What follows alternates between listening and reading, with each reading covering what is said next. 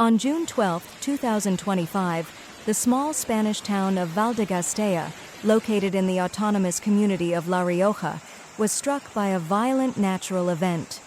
Around 5 p.m. local time, a powerful hailstorm hit the area, accompanied by strong winds and heavy rain.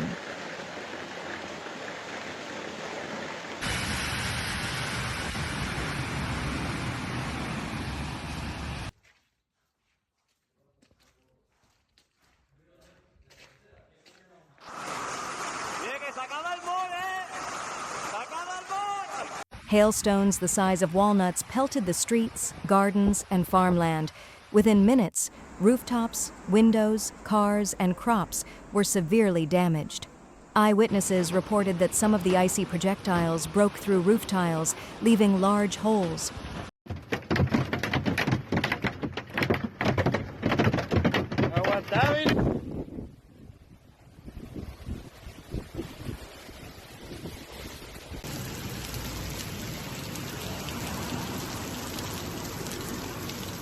Local authorities declared a state of emergency. Rescue teams arrived promptly to assist affected residents and mitigate the damage. Fortunately, there were no casualties, but the material losses are significant.